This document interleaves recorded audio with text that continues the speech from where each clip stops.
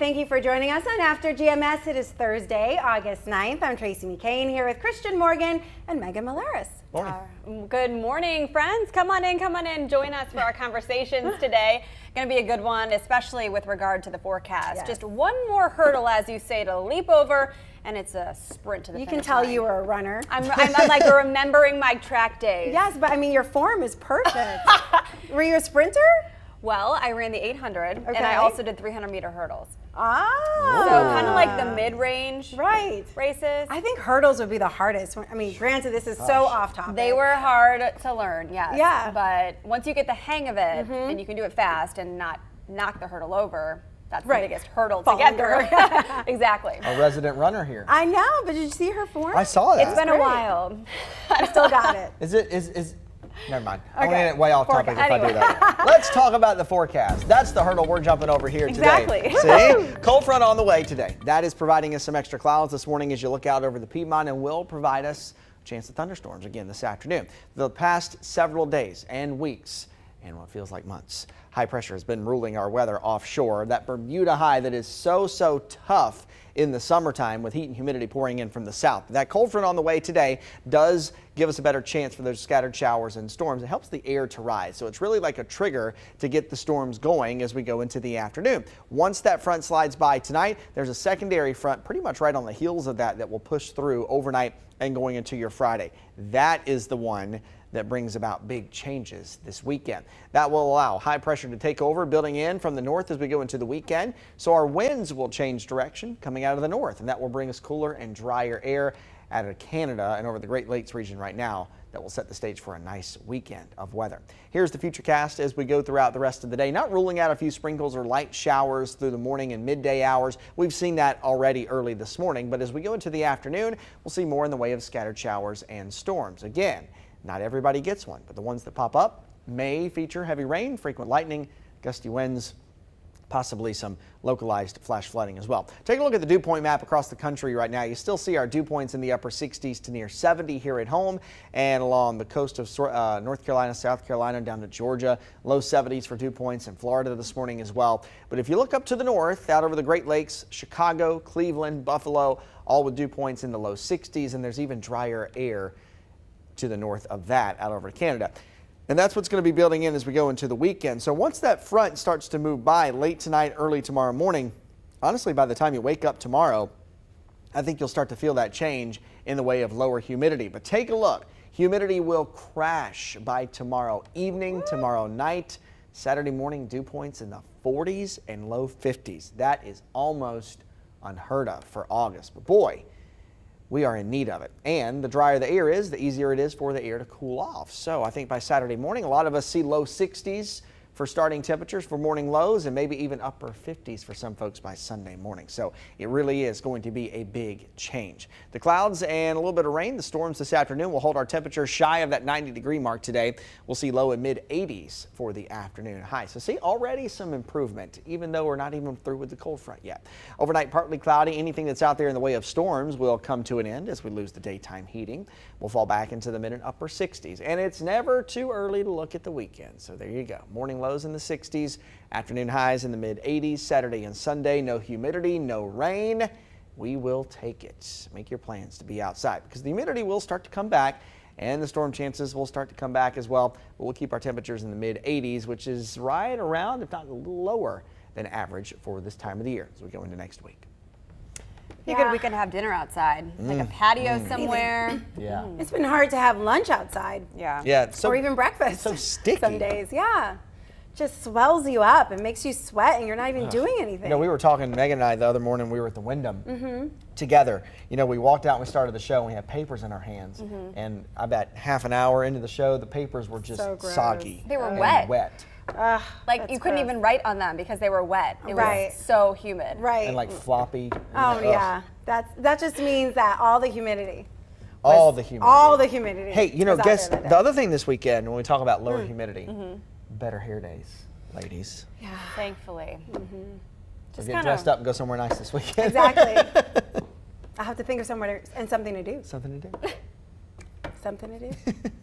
All right, so with that 7-day forecast, I asked, to describe it in one word, just to have a little bit of fun, because it's been a long time since we've had a week of 80-degree temperatures with humidity levels low. So we got one from Bobby who said sweet. Ramona said refreshing. I agree with both of those. Yeah. Preston said fall is starting to slowly arrive. Lloyd Ross agreed with refreshing. Arthur said, Marva J. Edwards said welcoming better temps. And yeah, need cooler weather, said Mary Lynn. And we definitely need that. As we head towards, obviously we can have hot weather all through August, even into September. I think you remember a couple years ago, back in 2019, is when we had that big October heat wave. We had 90s in October. So it is still very possible for us to be hot for a while. But this time of the year, we start to see a little better chance to get some of these cold fronts that actually do something. Over the course of the summer, a front moves by, it fizzles out, doesn't really do anything. This one, for once in a long time, is going to make a difference. And one that doesn't come with a tropical storm. One that doesn't come with a tropical storm, and one that doesn't come with a nasty, severe threat either. So we will take it. Yes. Yeah, perfect. So why is that though? Can you explain, normally when we see these transitions, pretty noticeable transitions from warm to cooler air, we get those tornado threats, we get that severe weather risk. What's different about this? So, we could dive off in the weeds here. There's a lot of difference with it. The biggest piece of the puzzle here is that we'll have the drier air. And that just makes the air a little bit cooler just naturally. So even though we're talking about crazy lower dew points, we're not talking about a crazy change in temperature. We're going to go from 90 down to the mid 80s, which really isn't a whole lot. It is just going to feel so much better because we don't have all that moisture. The front also doesn't have a lot of what we call shear, so there's not a lot of change in direction and speed with the wind as you go from the ground up to the higher levels of the atmosphere, and that's what starts to create spin. The other thing that we have today is, obviously we see that we have the clouds this morning. We even had a little bit of light rain when we were talking during the Good Morning show. And so that all makes the air more stable. So the cooler it is, the harder it is for air to rise, the lesser of a chance that you're going to have for bad thunderstorms. So anything we see today, the clouds I think are actually helping us out. So we'll still have some storms this afternoon, but likely the longer we hold on to clouds, the longer we hold on to some light rain or sprinkles or drizzle, the better off we are in terms of intensity of thunderstorms. Okay. I'm loving that. Yeah.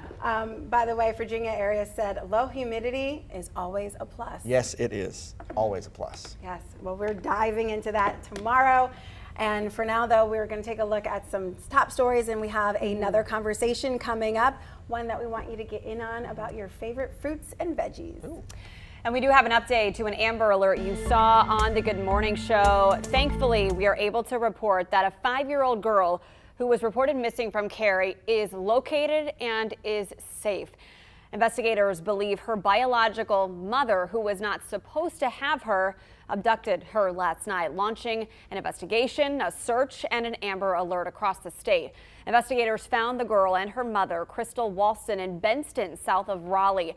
More information is still coming from troopers about the circumstances of all of this, but Amani Bruce is located and is safe. And your other morning headlines, a man is in the hospital after a deputy-involved shooting in Randolph County. It happened last night while deputies were doing a welfare check on Cable Creek Road. When they got there, deputies say a man with a gun ran from the house out of the back door. Investigators say they then saw him running back toward the house with the gun, and officers were standing in the area. So deputies say they shot the man, who is now at the hospital, and the SBI is handling the case. A second officer-involved shooting in Caswell County ended with a deputy in the hospital and a suspect surrendering. The sheriff's office says 2 deputies were serving a domestic violence order yesterday at a house on Paradise Lane. Deputies say when they arrived, Kevin De Silva came outside and started shooting at them. Deputy Aaron Tyndall was shot several times. De Silva then barricaded himself, surrendering hours later.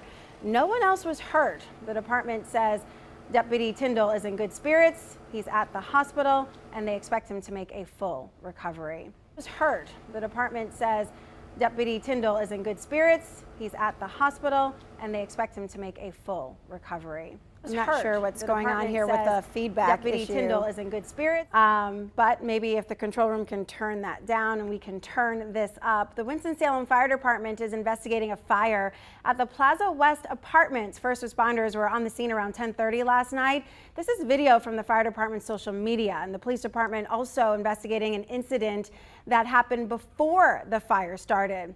Right now, we don't know of any injuries connected to the fire, but the American Red Cross, we know, is helping those who were forced out. Guilford County Schools says it needs more money to upgrade schools. Leaders say the district needs an additional $170 million due to inflation, supply chain issues, and labor shortages. Commission Chairman Skip Alston says the extra money will not fall on taxpayers. Instead, he said it would likely come out of the $1.7 billion bond approved by voters earlier this year.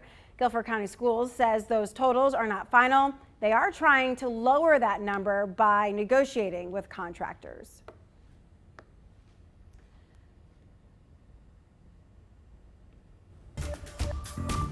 So this week is National Farmers Market Week, and while you're out shopping, think about these markets to pick up your groceries and support your local farmers. Well, some here in Greensboro are partnering with local farmers markets to expand access to those who need them the most. WFMY News' Denise McMiller has more on those efforts, plus some events this weekend you don't want to miss. Well, many doctors agree food is medicine. Taking out the processed foods from your diet and replacing them with more fresh produce can transform a person's life. But let's be honest, it can also add to the money coming out of your pocket. So to help, the Greensboro Farmers Current Market has partnered with UNCG. Recipe for Success from UNCG. They'll have tastings, they have nutritional information. They also can share information about our food security programs that help further people's dollars who are on SNAP. We double SNAP EBT up to $15 once a week every Saturday. The market also has assistance programs for seniors and families with children. So there's no reason for you to miss coming out Saturday to grab some locally sourced food and hear some live music from 7:30 a.m. to noon. 70 vendors from within 100 miles of Greensboro will fill the market with local produce, prepared foods, and crafts for National Farmers Market Week. Fresh fruits and vegetables really pack a nutritional punch. They have not traveled over thousands of miles. They were just picked from the field yesterday. So essentially what you're getting is great nutrition, and you're also getting fantastic flavor. Now, the Curb Market here off of Lindsay Street in Greensboro isn't the only organization tackling food insecurity. Cone Health is hosting a mobile food market on August 23rd from 3 to 5 p.m. in Freeman Mill Square. It's in partnership with the Second Harvest Food Bank of Northwest North Carolina, and all of the food they have there is free to the public. All right, so we are going to jump off of that with our conversation today, assuming you all go to the farmer's market at least sometimes, especially in the summer when it's so fresh and good. What do you like to buy at the farmer's market? I usually go for the freebies, but then end up buying like a dozen or a pound of whatever I just, got for free. I think that it's a great way to, sample something that you don't know or haven't tried before, and then, buy it all in, because it all benefits our local, literally local farmers and economy. Some of the best corn on the cob that I've ever had, I get at the farmer's market.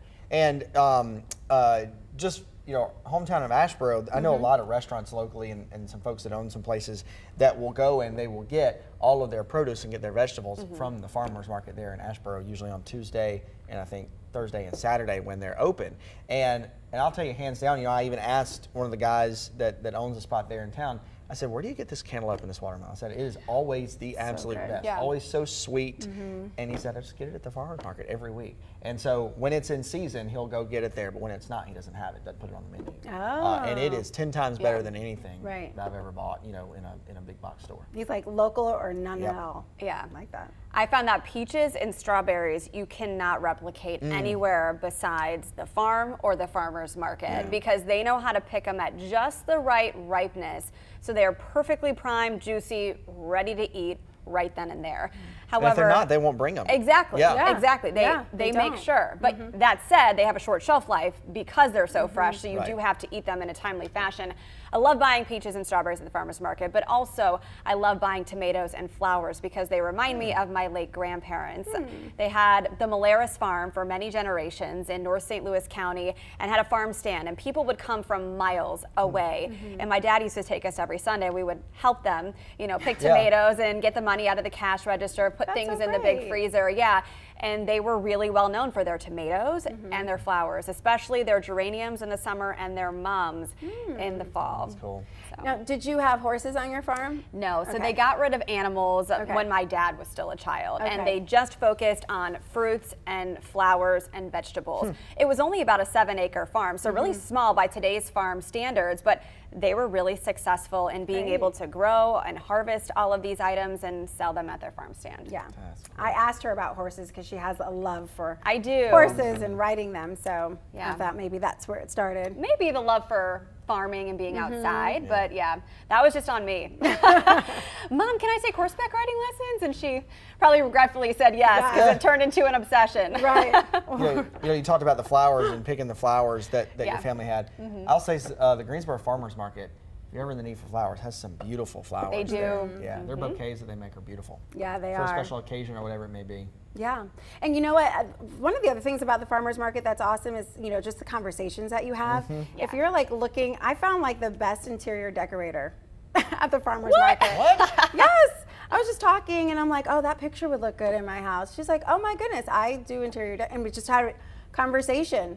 And yeah, Cool. exactly. So it was kind of awesome. I mean, we didn't end up using her for all of our rooms, but we did use her for our main room because that was the room that I was having the hardest time decorating. The other ones, actually, to be honest with you, I don't care because no one sees them except for us. But that, like, you know, front room, I was like, I need something, and it was affordable too. It's like only $400. To me, I feel like that's affordable to help us, you know, feng shui our house and make it, you know, cozy, but also functional. You never know what you can find in the farmer's market. Exactly. Who knows? The conversation. What other kind of services? Yes. You might run into a meteorologist. Maybe. You may. You never know. Exactly. They love you out there, those farmers. Right. What's the weather going to be like? Right, some rain. What's exactly. the forecast? Exactly. When to harvest. All right, you got some comments here. Let's see. Marva said she loves buying fresh fruits and flowers at the farmer's market. We heard from Lloyd, who said he loves buying broccoli and oranges. Oh, broccoli. Bobby likes buying tomatoes. So does Ken. Krista loves strawberries and tomatoes. And then we heard from other folks just reminiscing about farmers market experiences. Rhonda loves purple tomatoes and peaches from Johnson's. Oh, yeah. Oh, yeah. Oh, Is there yeah. anything like a Johnson's peach? I don't think so. It's amazing. They are really good. It's always a stop on the way back from the beach. It is. They also have soap. Have you ever been by the soap stand at the farmer's market? Yeah, you're right. Yeah. The soap lady, I think, is her name.